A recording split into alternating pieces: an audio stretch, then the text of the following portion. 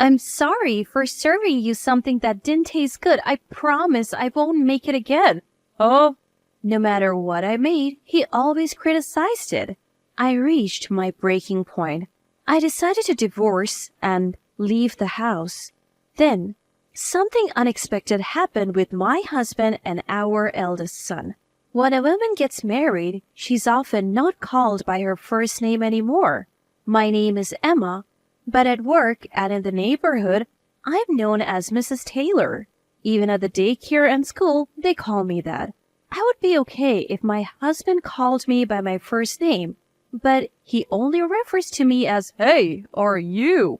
From the beginning of our marriage and even now at 50, I have always called him Gordon. But it seems he doesn't get the hint. Gordon is 3 years older than me, making him 53. He works for a transportation company and used to deliver goods to the deli where I work. The friendly Gordon started chatting with me, a store clerk, and we became close. Our meeting was quite romantic, but married life wasn't like a fairy tale. Gordon, using work as an excuse, never helped with household chores. Even though I'm a full-time worker at the deli, it's not like I'm a stay-at-home mom. We had our eldest son Mark, but Gordon hardly ever helped raise him. Men get praise just for playing catch with their kids, but women work from dawn till dusk and still aren't exempt from household duties, nor do they get any praise. Isn't society's expectation that mothers should naturally take care of their children oppressive to women? Mark was a good kid until high school. But after joining the workforce, he became sarcastic, especially in the last 2 years since he joined his current company. He's been coming home late and doesn't listen to me at all. But for some reason, he and Gordon get along really well. Sometimes they even mock me together. Mark, what kind of job are you doing right now? I work for an IT company. There are many types of IT companies, right? Why bother explaining? You wouldn't get it anyway. With a smirk, he seemed annoyed to talk with me. Maybe at 25, Mark doesn't feel like explaining his job in detail to his mom. Sometimes I get so mad at him it scares me. Am I lacking maternal instincts? There's a term called unconditional love. When Mark was a baby, I felt that intense love for him. Looking at his cute sleeping face, I felt I could do anything for him, but now, seeing the sarcastic man Mark has become, my unconditional love wavers. I find myself expecting something in return for the love I give. Both from Gordon and Mark. 26 years of marriage. Every day is filled with sighs, and I can't say I have been happy. About 2 years ago, Gordon and Mark started teaming up to criticize my cooking. I don't think my cooking skills suddenly dropped, and I don't remember cutting corners. I always consider nutritional balance, try to save every penny at the supermarket, and take into account Gordon and Mark's favorite dishes. Planning daily meals is hard enough, but having my hard work criticized is honestly disheartening. Tonight, I made Gordon's favorite Chinese stir-fry. I thought he would be pleased, but Gordon yelled, "What is this?" Is it not good? It's too salty. You said it was too bland yesterday. Then Gordon pointed at me accusingly. Can't you find a middle ground? It's always one extreme or the other with you. Yet, he continued to eat voraciously, exaggeratingly leaning back and shouting, "So salty." Mark just ate silently. How about you, Mark? I often get taken to fancy restaurants in Akasaka and Ginza by my boss. So I have become a gourmet. Everything tastes good to me now. I worry for the woman who might marry such a sarcastic man, even if he is my own son. While still complaining about the saltiness, Gordon finished his meal and in the end, so did Mark. Feeling stressed, I decided to grab a meal with my best friend Juliet on my day off. Juliet, like me, is 50. She went through a divorce 2 years ago. Her husband never lifted a finger around the house but had the nerve to point out a dirty window and some dust. Juliet lost it. She told me she whacked him on the head with a hanger. Talk about gutsy. When I brought up Gordon and Mark, Juliet got mad as if it was about her. Why don't you just tell him to cook for himself and hit him with a frying pan? I can't say that if I did, he would just get stubborn and insist on cooking. He would probably realize how hot cooking is if he tried it himself. I wouldn't dare eat anything Gordon cooked.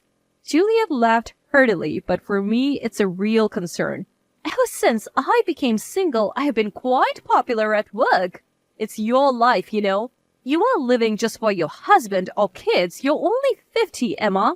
I'm already 50. Don't give up because of age. 50 is when life truly begins.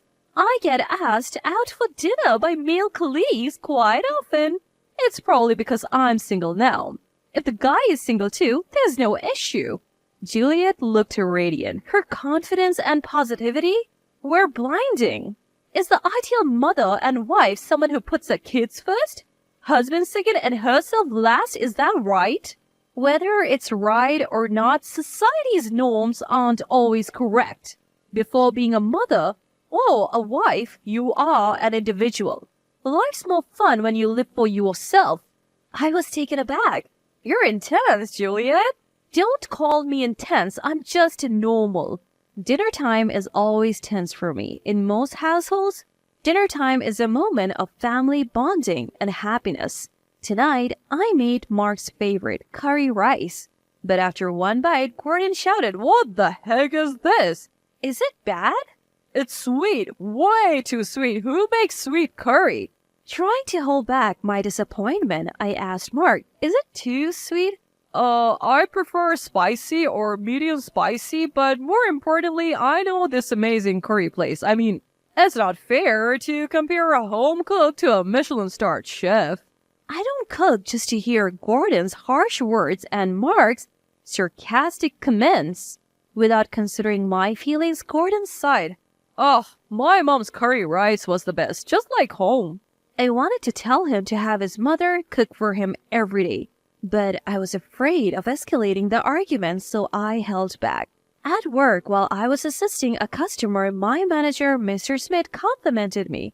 "Mrs. Taylor, your customer service is always so cheerful and genuine. It's great." Really? Thank you so much. Words have power. Even a single compliment can lift your spirits. Customer service is crucial. If the staff is pleasant, customers will want to return. Even though each deli claims to have its unique offerings, they all seem to sell similar items. Naturally, if the prices are the same, people would prefer the store with better customer service. Mr. Smith is 54 and single. He doesn't seem to be divorced, nor does he appear to be against marriage. Standing tall at 6 feet, he's a dandy gentleman and quite the charmer, especially among the younger female staff. Being single in your 50s doesn't mean you're not attractive. Maybe his standards are sky high, or perhaps he had a passionate love affair when he was younger and can't forget it. His mysterious aura probably fuels rumors, making him even more intriguing to the ladies. Mr. Smith treats me, a 50-year-old, with the same kindness he shows to the women in their 20s. Such a gentleman. I can't help but wonder how Gordon and Mark behave at work. If Mark makes snide remarks to his colleagues like he does at home, he would definitely be disliked. I worry about Gordon, especially when it comes to bullying subordinates or harassing female colleagues. I just hope he never gets arrested. During the dreaded dinner time, Gordon and Mark were watching TV. It was a show where family restaurant staff showcased their best dishes, judged by renowned chefs. As I casually watched, Gordon chimed in, "Don't you ever think of going on this show? Why? Would you fail everyone?" Mark joined in, laughing at his father's joke. "They would probably say, 'Are you trying to kill me with this?' and throw a rejection card at you." That's just too much. So, should we order pizza tonight? Pizza? I'm in the mood for a hamburger steak. Takeout from the family restaurant? Seeing my rare defiance, Gordon's expression changed. What's with the attitude? Even I have my limits, you know? Mark laughed along with his father. I'll sing "I Want You Back" in full chorus. I wasn't amused. What's "I Want You Back"? Don't you know anything? They can have their fun. I felt left out and lonely. Juliet's face came to mind and the word divorce crossed my thoughts. It was in the evening after work Mr. Smith called me over. Emma. Huh? Sorry, Mrs. Taylor. I smiled at him. If you want to call me that, it's fine. Oh, really? A forgotten thrill. For a moment, a love song played in the background of my mind, but I quickly dismissed it. Life isn't that sweet. It rarely goes as planned. There are several young, attractive female staff in their 20s. I'm probably not even on his radar. As expected, Mr. Smith wanted to discuss work, not dinner. Actually, there's talk of our store making a TV appearance. On TV? It's a show where family restaurants and delis showcase their signature dishes and chief judges them. I know it. My husband and son watch it regularly. The theme is lunch combos and there will be an internal tasting session. This session will determine who represents the store on TV. We're thinking of having you, Emma, represent us. I was taken aback and immediately declined. My husband and son criticize my cooking every day. Mr. Smith pondered for a moment. Do they leave food on their plates? No, they always finish it. I have a friend who, no matter how good the restaurant, always says, "You're satisfied with this? I know better places." Really? Maybe Gordon and Mark are like that. We need someone like you who cooks daily. Would you consider creating a menu for us? The responsibility is immense, and I lack confidence, but part of me wants to try. I want feedback from people other than Gordon and Mark. I took the challenge seriously and crafted a lunch combo. The company's top executives tasted it and unanimously approved my dish. While my colleagues were thrilled, I felt a mix of shock and resentment towards Gordon and Mark. Despite their daily criticisms, everyone else loved my dish. I can't understand why they would belittle my cooking. Was it just for fun? Furious, I left work early and stopped by the city office. I didn't tell Gordon and Mark about my selection for the TV show. Tonight's dish was shrimp scampi. For some reason, there were 2 cards on the table labeled pass and fail. Did they make these? After tasting a shrimp, Gordon and Mark exchanged glances and simultaneously raised the fail card. This is clearly a miss. I'm disappointed in this shrimp. Are they pretending to be judges? Is it fun to mock someone? I grabbed the cards and confronted them. You fail as a husband. What are you trying to do? You fail as a son. Me too? I glared at them, then lowered my head. I'm sorry for serving you bad food. I won't do it again. What? I have reached my limit with your constant negativity. I placed divorce papers on the table. I'm filing for divorce. Wait. I won't wait. I have waited for 25 years. I can't wait any longer. 25 years? Okay, maybe not 25 years, but for the past 2 years, I've been patient. I can't take it anymore. I am leaving this house. Gordon, in shock, tried to laugh it off. It's Candid Camera, right? That's an old reference. Where's the hidden camera? As he pretended to search, Mark warned him. Dad, she seems serious. Really? Of course, I am. Congratulations. You won't have to eat bad food anymore. A whirlwind of change, I quickly moved out and started living on my own. Juliet's support was invaluable. Without the burden of my foolish husband and clueless son, I could focus on my job. Perhaps when life changes, many things start to shift. The company asked me to appear on TV. No way, I can't do TV. You should get someone younger and prettier. That's how TV works. Most people only get one shot at TV in their lifetime. While part of me wanted to do it, I was worried about how I would look on screen. The show will have the chief judge ask detailed questions about the dish. If it's not the person who made it, they won't be able to answer. I see. Convinced by Mr. Smith and the executives, I agreed to the TV appearance. I didn't tell Gordon and Mark. I have blocked their calls, so they can't reach me. And I have no intention of reaching out. Of course, I told Juliet about the TV appearance. She was shocked and said, I want to be on it too. With teary eyes, I appeared on TV with Mr. Smith. It was my first time and my heart raced with nervousness. Watching the stern-faced chef silently eat my lunch combo, I felt like apologizing before the judgment. This bolognese has Worcestershire sauce, ketchup, and... Instant coffee. I see. Finally, judgment time, I prayed. As the judges unanimously raised the pass card, they even praised it as delicious and perfect. I high-fived Mr. Smith blushing. I hoped it wasn't a dream. After that, I got involved in product development and received a raise. Was it luck that things turned around after escaping from a rude husband and a sarcastic son? 3 months after the divorce, Mark visited the store. He had bulked up like a football player, which surprised me. What happened to you? I haven't been eating at home, so I've been eating out a lot. Before I knew it, I looked like this. Serves him right. It's probably karma for mocking the food that a top chef praised. I saw you on TV. Dad was shouting in disbelief. Mark smiled, but I only replied, oh. Please come back, Mom. Grow up. You're 25. Handle it yourself. Can I at least live with you if you don't want to be with Dad? Be independent. Don't come here again. I spoke coldly, and Mark, seemingly shocked by my firmness, left. The next day, as I was placing an umbrella stand outside the store, a massive man approached. Emma, who are you? Don't play dumb. It was Gordon, but he had gained a significant amount of weight. Because of you, I've been eating and drinking at pubs every day. Before I knew it, I couldn't move.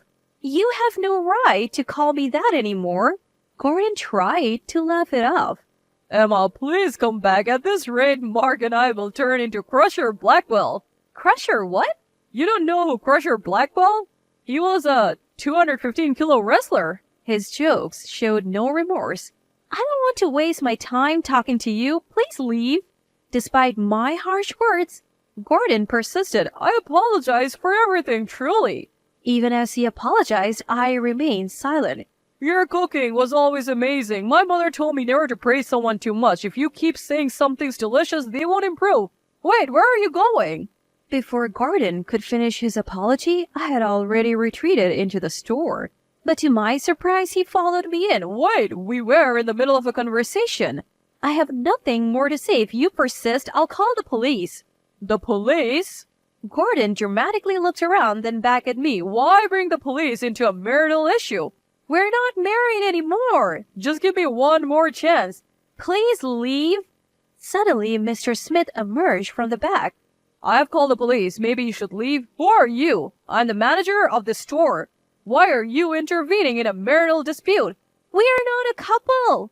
Gordon, with his exaggerated gestures, pointed at Mr. Smith and me. I get it now. Is that why you divorced? Are you two together? Enough. His rude insinuation infuriated me. What nonsense are you spouting? I won't tolerate it. Is it true? Is that why you're so upset? Just then, a police car pulled up and 2 sturdy officers entered. That's the man. What are you talking about? As one officer tried to restrain Gordon, he resisted. Let me go. She's my wife. I don't know this giant. So you're denying me now? One officer said. We'll discuss this at the station.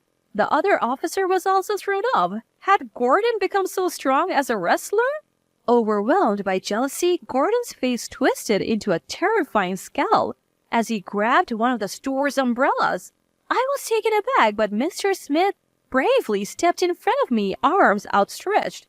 Trying to play the knight, are you? Showing your true colors, you homewrecker? As Gordon raised the umbrella to strike, an officer from behind forcefully knocked it out of his hand and grabbed Gordon's wrist. You're under arrest for obstructing official duties. Obstructing official duties? The police's signature move? You think that solves everything? Just come with us. Emma, help! Everyone on the street was watching. I felt my face burning with embarrassment. The commotion continued as Gordon was forced into the police car. How embarrassing. Are you okay? I'm fine. Thank you. If you ever need help, just let me know. Such comforting words. You're very kind. I'm not kind to everyone. Huh? Mr. Smith left after dropping that ambiguous line. Maybe it wasn't a misunderstanding. Since then, neither Gordon nor Mark visited the store. I finally had peace. After 26 years of marriage, I was free. I could have lunch with Juliet whenever I wanted and enjoy dinners. Even returning to a dark apartment, I never felt lonely. Work was fulfilling and being valued by the company felt great. One day, Mr. Smith approached me. Emma, do you like musicals? Musicals? I got 2 tickets. It's easy to watch a movie anytime, but a play has a fixed date. I noticed he was sweating. Memories of my youth resurfaced and my heart raced. Maybe it wasn't a misunderstanding after all. I love musicals. I would love to go. Great. I'll take the tickets and go with a friend. What? Just kidding. How about a nice dinner afterwards? Seeing Mr. Smith's relieved expression, I smiled. Life is unpredictable. Now, I am embarking on a second youth.